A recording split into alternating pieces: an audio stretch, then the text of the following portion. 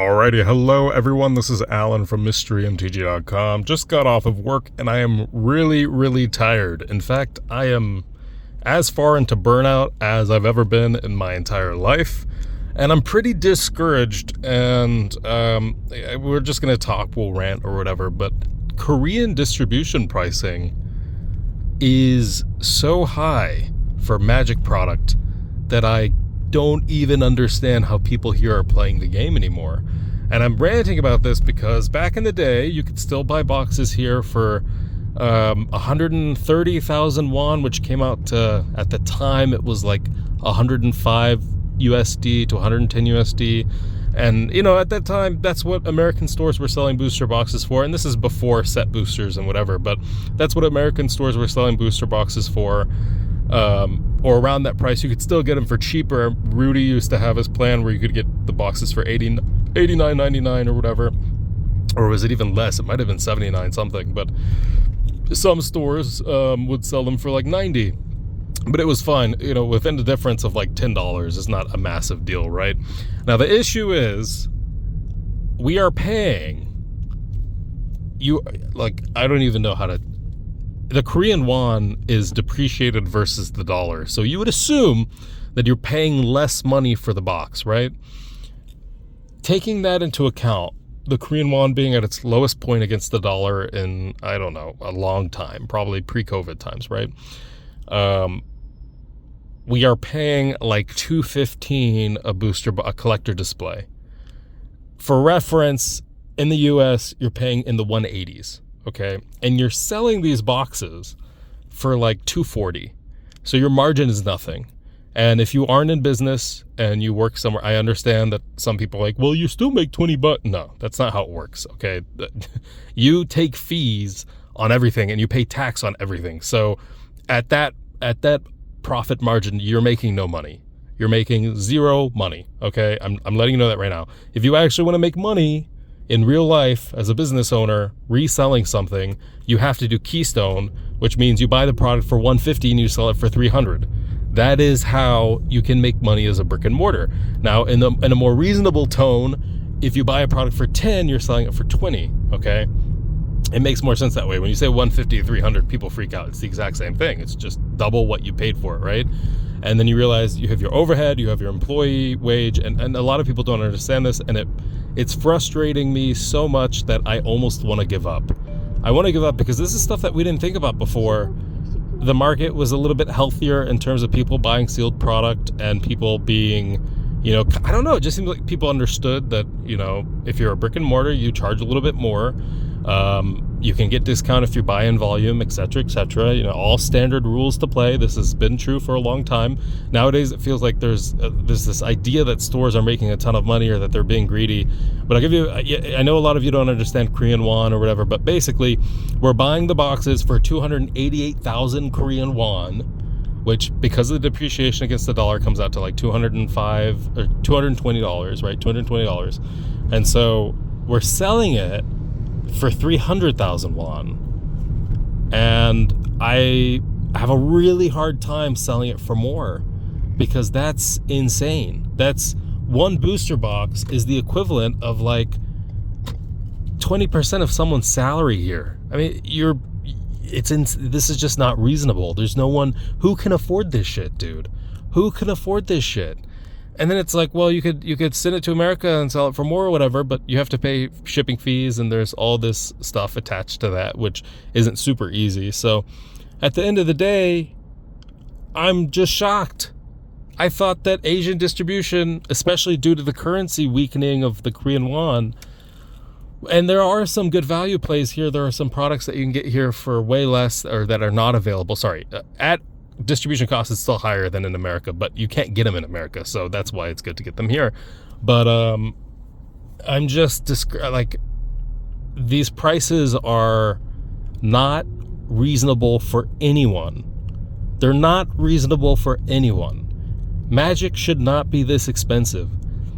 And yes, I'm a sealed collector. I've spent millions of dollars on sealed Magic product. I've loved Magic for many years. I've sold Magic. I've played Magic. I've played Commander. At some points every single day for years, and then at some points every week for years, and nowadays it's like once every 2 weeks or once every 3 weeks. But I've loved Magic for so long, but now that I'm having to sell booster boxes for $400, $450, I'm at the point where I just don't see how I can feel like a good person selling this product. And then, they're coming out with these value boosters that are, I'm going to talk about this in another video, but these value boosters are the biggest scams, and I understand what they are. You can't buy them as a store. As a local game store, you cannot buy value boosters, okay? They're meant for like Walmart, Target, the stuff that you buy going through the line that are super cheap, whatever. Well, they're charging, I think it's going to be like $3 a pack, and you have a chance at getting no rare, and it's uncommons and commons, and you're spending like half of what a pack is worth, but with nothing good. Like there's not like a secret thing that you get in them. There's not like this chase thing. No, it's just a really, really bad version of the regular product. Why did you get rid of draft and set and all these other things to say you want to streamline products and then come out with a new SKU that isn't for LGSs? It's for, like, what is going on? And then they've just released this whole Amazon, if you buy from Amazon, you get an Amazon promo or whatever. Dude, I've been doing this for a long time. I think we've done some amazing stuff. I've, opened a Gamestore in different countries, 3 countries. But I'm looking at what's happening now, and I'm just saying, who is able to play this game reasonably anymore? And I still want it to be successful. I still don't like proxies. I don't like playtest cards. I want people to play with real Magic cards. I want them to be able to afford a booster box. I want them to be able to afford a pre-con.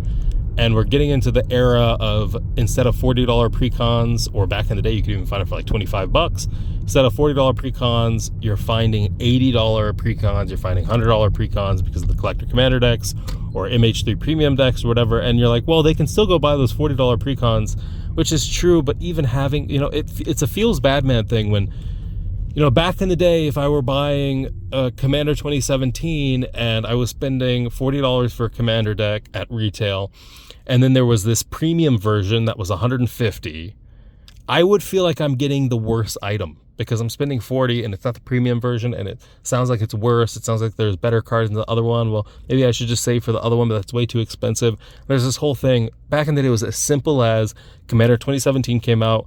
All the decks are $40. You buy the deck, you're happy, and you have a very good deck out of box. It's just simple. And now everything's so convoluted, dude. It's so convoluted. I'm getting really burned out. It's hard to feel. And yeah, we sell beer and coffee and paninis and stuff like that. So those things I feel happy to sell. It's a skill-based thing. If they like the taste, they're willing to pay the price. If they don't like the taste, they're not going to pay it again. So that's one of those things, right?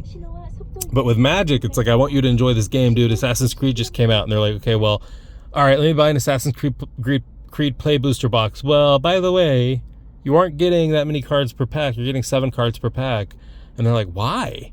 And I'm like, I don't know. Like, they want the packs to be thinner, I guess, but we're paying the same price for a Play Booster Box of this. In fact, I'm paying more for this than I am a regular Play Booster or a draft box where I got 36 packs with 15 cards per pack. Why am I getting half? Did their cost on cardboard go up by 100%? What's going on here? And no store owner has an answer to that. Okay, I feel bad. Customers think that we're having to increase event entry because overhead's becoming so bad now, and we're struggling to make ends meet. Most game stores are, to be frank, but we're struggling to make ends meet, and you have to increase your event fees just by a little bit, $10 for the original, and then $12 for the new one, right? Stuff like that. And people are getting mad and saying, well, you're being greedy. Yeah, but you don't realize that we're not. You go from being a successful, thriving, multi-million-dollar business to being a business that is still selling what it once sold, but at way worse margins. We're not making anywhere near the money that we used to make. And maybe that's just a sign of the times for me, and maybe we're just not meant to be Magic sellers, in this current market. But I think a lot of us feel that way. think a lot of people feel like this market isn't for them.